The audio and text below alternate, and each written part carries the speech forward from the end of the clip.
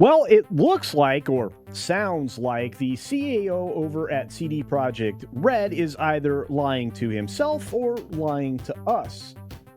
We're going to talk about that on That Game Place. The CEO over for CD Projekt Red was an idiot. No. Yeah, no, Yeah, that's how you really feel, Culture. well, okay. He was probably the most tone deaf, out of touch CEO in history, or he just willfully lied to everybody, including his investors. So neither outcome of the situation is great. No. So let's take a look at it, because I think you did a good job with the article here, Spencer, and thank you. I love how you picked what's her name, Misty, as the as the It's perfect. Are really? That's like the really look you're getting right there. Yep. Anyway, so despite publicly available information, CD Projekt Red CEO claims Cyberpunk 2077 studio does not do DEI-driven recruitment. Baloney sausage. Okay. And the hypocrisy here is absolutely ridiculous. By the way, Erica did a great job voice acting Misty in that. Oh yeah, Erica Lindbeck. Yeah, I actually will be. Yeah, she's a great voice. But I'm actually in the middle of at the beginning of the game. When I say the middle of the beginning of Cyberpunk 2077, I'm playing it through on the PS5 now with all the changes to see what that looks like. I was going to say, have you done the Phantom Liberty one yet? I'm working my way. I'm working my way there. Yeah. So, but I will say that I'm almost at the point where she talks to V for the first time. So, I'm not even to the credits yet. Because it takes how many hours to get to the that prologue, that opening. But I love it because you can literally get to like street cred level 20 before. Anyway, I'm sorry, that completely distracted from the purpose. What? That's what we're here for. We're here to talk about video games. You're on point. Yeah, no, but it's amazing. So anyway, we should write game guides. I think we would be good at it. But anyway, so no, I am only here to make political statements. What time? Me too. Why not use your guides as a way to make your political statements? Yeah, there you go. Mario jumping on the turtle, which represents the patriarchy. Yeah. Here's how to unlock unlimited money in Ultraman 4, and why if you take this cheat, you're just helping the bourgeois or whatever. I don't know. There you go. You're hopelessly you're capitalist. Anyway, so according to the CD Projekt Red CEO Michael Nowakowski, the Poland-based studio behind the Witcher series and Cyberpunk 2077 pays absolutely no mind to the concepts of corporate-backed diversity, equity, and inclusion in their hiring process. But curiously, the studio's own website says otherwise. Well, yeah, even I got into this Twitter war, by the way. Just taking big swings, but look, everybody did, because it was just so it's like absurd. What? Yeah, the absurdity is ridiculous. And Smash JT, kind of went at it. I mean, everybody did. Endymion, it's been bonkers. But I wanted us to talk about the story specifically because Nowakowski currently serves as CD Projekt Red's joint CEO alongside of Adam Badowski. Offered cool his name. I honestly, when I wrote Badowski, I was like, "That's so cool. It's a great name." Yeah, you might think you're bad, but I'm Badowski. I'm Badowski. Yeah, and I run a giant game company. Anyway, so offered his alleged insight into the company's operations in response to an October 9th video from YouTuber Endymion. Well, there he is, the center of it all. Everybody's like, he's making stuff up. Well, he's got everybody pissed. So also, Badowski sounds like those people. Badowski sounds like it could be the villain in a Hanna-Barbera cartoon. Yeah, or maybe even in a Nintendo game. Yeah. I just think of that cartoon like Kick Buttowski or whatever. Yeah, me too. Anyway, so therein, the YouTuber alleged, the particular video that is, wow, you used the word therein properly, Spencer. You get $1. Anyway, I have to use my degree for something. Okay, well done. Anyway, so per information... Wait. We need a degree to be on the show? No, we don't need a degree. I just wanted to make my investment worthwhile one time. All right. Space Dave, you're in space, dude. All the astronauts have to have doctorates, so you're all good. I learned on the job to get up here, but don't tell anyone. Yeah, and I'm going to tell you right now, CD Projekt Red is in absolute chaos right now, based on who actually is still working there. that used to work on previous games. In other words, not many. Timestamp. Well done. My goodness, look at you go, Spencer. Anyway, apparently, lots of senior talent has already left CD Projekt Red. For example, the director of The Witcher 3 has long left the studio, and they've already created their own studio with their own new game as well. Apparently, places like Warhorse Studios, the makers of Kingdom Come Deliverance, they have actually been poaching talent from CD Projekt Red like crazy these past few years. And I was told that the problems that are plaguing Ubisoft are diversity hires are also starting to damage and ruin CD Projekt Red as well. I want to ask a question before I continue. Is anyone on this panel surprised? Nope. I'm rarely surprised. Nope. Still don't really believe it, but I wouldn't be surprised. All right, fair enough. Oh, you mean about the people being poached or no? No, about just all of Endymon's recent scoops. I talked about it last week. It all sounds too good to be true, so I have reservations. You're skeptical and have reservations. Understood. Fair enough. All right. So according to the other source, CD Projekt Red has begun to rely heavily on outsourcing to contractors to help with their games. All of the studios are doing that now, by the way. Yeah, exactly. Because they're buried by the lack of internal talent, to be fair. Because new talent that they have. When one game goes wrong. Say again? I said it's because they don't. The companies nowadays, they are too corporate. They don't understand like talent retention or building people up. So they go into a project and go, I want this to be the next Call of Duty. I want it to make $4 gazillion. And when it doesn't make anywhere close to that, like everybody would have seen coming, they go, well, what do? We need to save money now. We need to cut employees. So they cut that team. And it's like, well, now you got to go out and hire people who aren't familiar with your like company philosophy, with your direction, with the specific technology, with what you're like. Every time they're starting from ground zero to bring it all full circle. Okay, but this comes back. This comes back to a broader concept of hiring just fresh out of school, the hottest school MBAs that have no practical experience with how to operate a business and have only been operating in theory.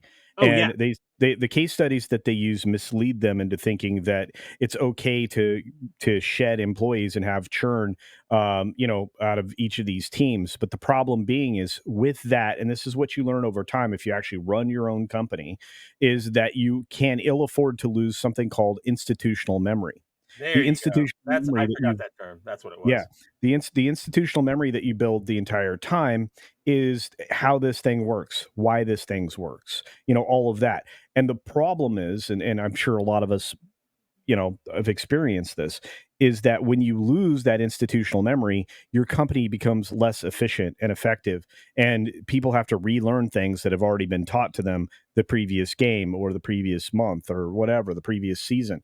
And this is in every business. Most importantly, at Disney, it's across the board from their theme parks through their film and television studios. They are constantly losing that that integral piece of their business, and it fails them in the end. And again, these Johnny-come-lately MBAs that they get in for cheap because they're brand fresh and they think they're the hot shots, end up destroying these companies because they go with the latest greatest, which is how you ended up with so many companies adopting this McKinsey study information and thinking it was actually going to lead them to the promised land of profitability, which is how you ended up with DEI, ESG, and everything else.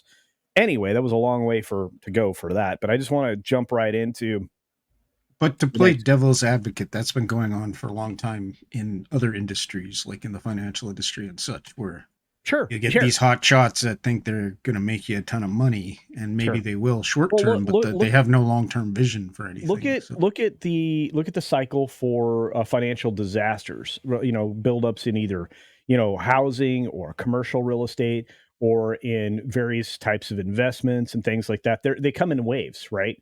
A theory is prevalent in a school. That theory is taught in a school. It makes it out into the business world, and every 4 to 8 years, something goes sideways because of those people that they cycled through.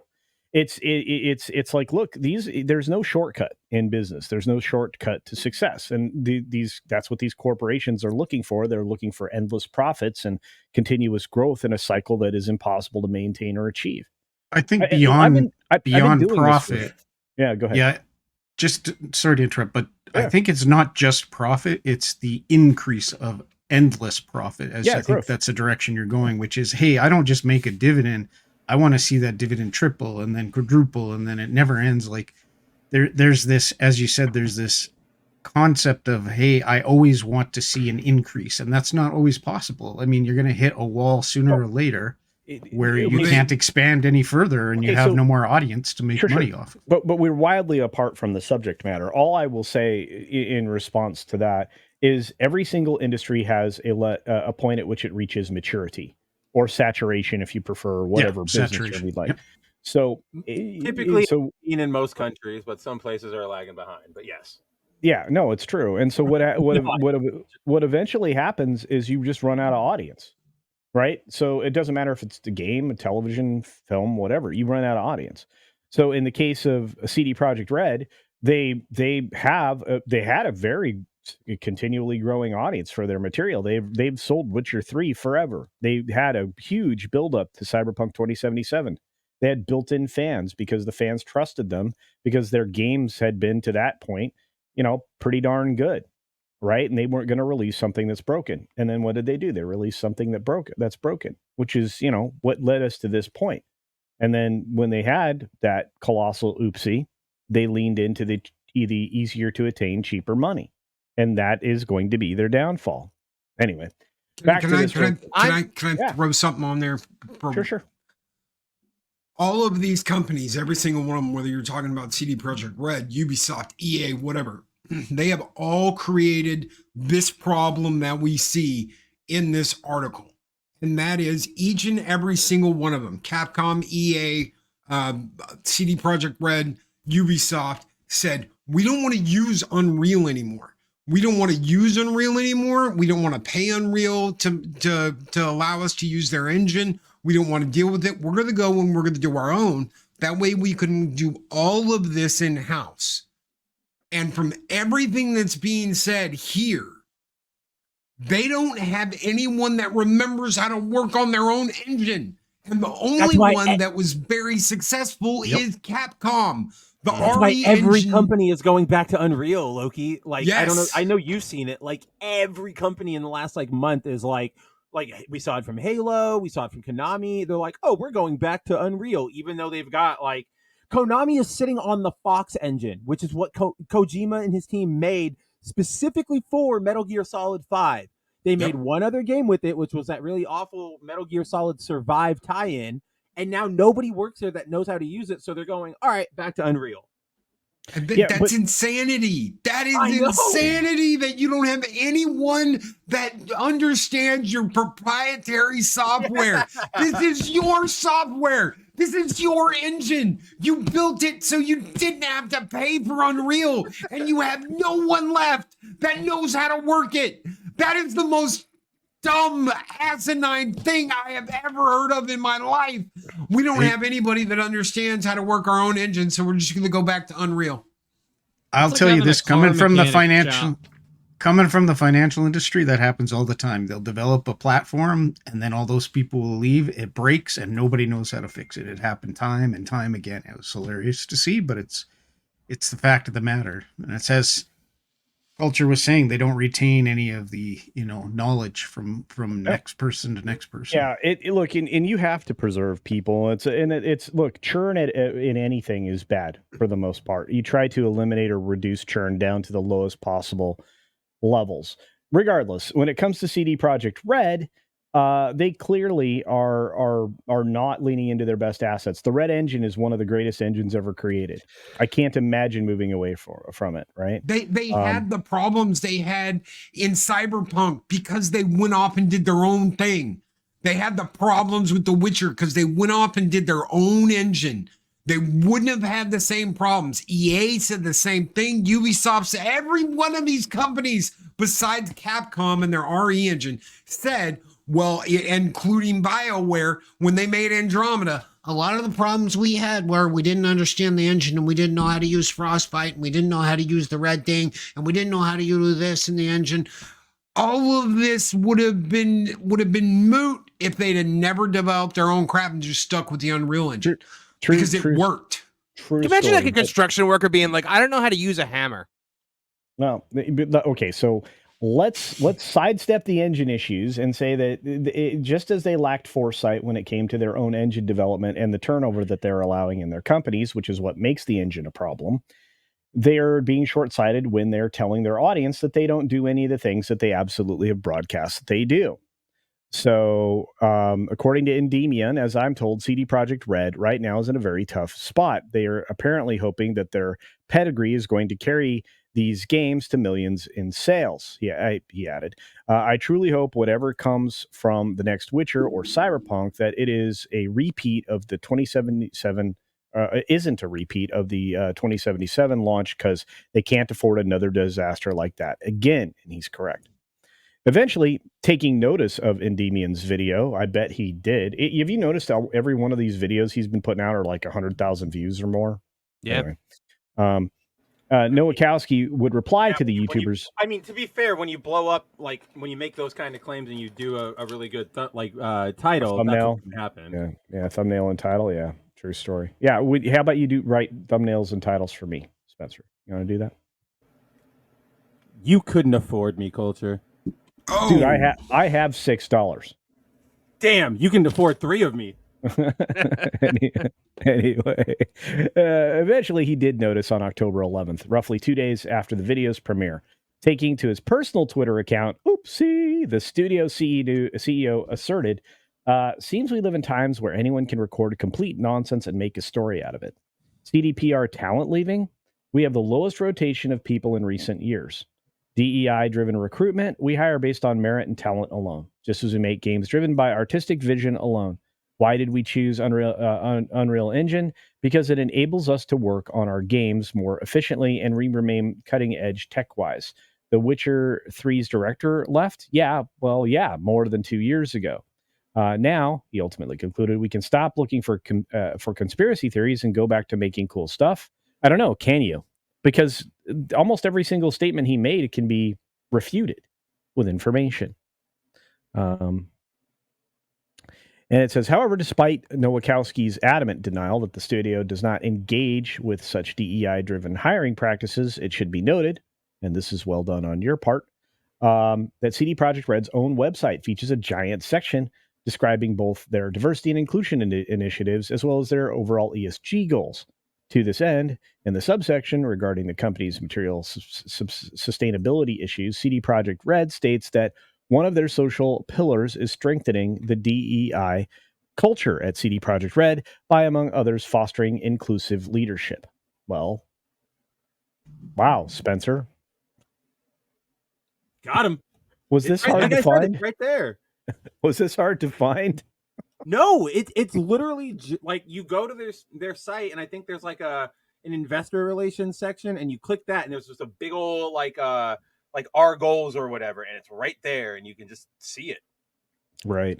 And look, further, their business and ethics standards literature also explicitly notes that the company follows the United Nations, what a terrible organization, terrible thing to try to emulate, guiding principles on business and human rights, a set of guidelines which outright states the guiding principles should be implemented on a non-discriminatory manner, with particular attention to the rights and needs of, as well as the challenges faced by individuals from groups or populations that may be at heightened risk of becoming vulnerable or marginalized, and with due regard to the different risks that may be faced by women and men. Okay, then. So there it is. These are their social pillars. Yeah, he's been caught lying. NGOs? No, run away from NGOs. They are often corrupt organizations founded for not good means, or not good, not good actions, I should say. Regardless, this was very well done, and thank you for that, Spencer. So ultimately, I think the conclusion is the CEO is full of bologna sausage. Anybody else have a different conclusion? That's the only conclusion that you can come to. But apparently not. No, my conclusion is that I don't have a definitive conclusion, but I still sort of sit on what you were saying at the very beginning, Culture, which is A, he's either outright lying, or B, he is the world's most unaware CEO. Because if we parse that language, he says we don't hire based on DEI. And all of what they're like, and this is that deceptive sort of wordplay these institutions and these programs always use, right? He says, we don't hire based on that. We hire based on merit. And while I can believe that, the fact of the matter is the fact that the website and all of their corporate edicts or whatever contain this information means that at the very least, even if he thinks that every hiring decision he is making is coming in, or like if he let me rephrase that, if he thinks that, because he's probably not doing it himself, but if he genuinely thinks that every hiring decision in his company is being made purely on merit with none of this consideration, that's complete baloney. Now, he could have first of all, he could have said nothing. Second of all, he could have said, while we have to abide by this, while this is here, this is what I do. The fact that he doesn't acknowledge that it's even there, and he's clearly framing it in such a way that is, oh no, you guys are crazy, that's not here at all. That's the part where I'm like, you're either willfully lying to us or you're really, really stupid, and that doesn't inspire confidence in your leadership. So yeah, well, I don't have a definitive take, but I'm not so far on lying. I think there's that other one. I think it could be either of them, but yeah, it's not good no matter where it goes. Yeah, and I think it's just it exposes him as being incapable of discernment. And that's a good way to put it. Yes. And he's also he's going to disillusion more people along the way and disenfranchise them when it comes to games that his studios produce. So again, I mean, it's I used a lot of D words there, but I'm refraining from calling him a D word at the moment because this is a PG stream. But anyway, hiring practices aside, every single corporation right now is promoting and elevating people not on merit. Yeah. Every single one. They all have these initiatives. They all have this push. It's the same push California made when they were like, you have to have so many of this on your board, and you have to have so many of these people, and you have to have so many of this. That is what is being elevated through these companies, instead of this person kicked butt, took names, and they deserve this promotion. No, they're not getting a promotion based on the work they've done. They're getting a promotion on what skin color they have, what orientation they proclaim they are, whether or not they go out in a dress or in pants. That's what they're getting. That's what they're getting the promotions and the raises for. And we can't operate in a world like that. And it's also, illegal in this country. So it is what it is. Final thoughts, gentlemen, because we need to move on to these super chats. We've got patient people out there. No, I got nothing. No takers. All right, very good. I did my last one. You know what? My one comment on this was, I am very curious as to how the next Witcher game is going to perform. Because I'm wondering with how down everyone is on the IP right now, thanks to the Netflix show, thanks to Henry Cavill's exit, and thanks to now everything to do with the studios. Because as we have learned from the way games have been performing lately, gamers do pay attention to this stuff. Is the next Witcher game, Witcher 4, whatever it's going to be, is it going to succeed, or is it going to bomb spectacularly? That is. Well, we know it's going to star Ciri, right? Well, there's no doubt in my mind. She's going to be the games. Geralt won't be the main. Exactly, or he'll be a background character. Well, so, I think that the games and the show are very clearly two very different things. It's with different creative teams. It's just a matter of whether people are just burnt out on the on the property. So that'll be interesting to see. And if that goes down, CD Projekt Red is dead. Yeah, because absent the new Cyberpunk game that they're working on being fast and here quickly and or be good, they're done. I can't imagine another property they own that people will be jumping on top of.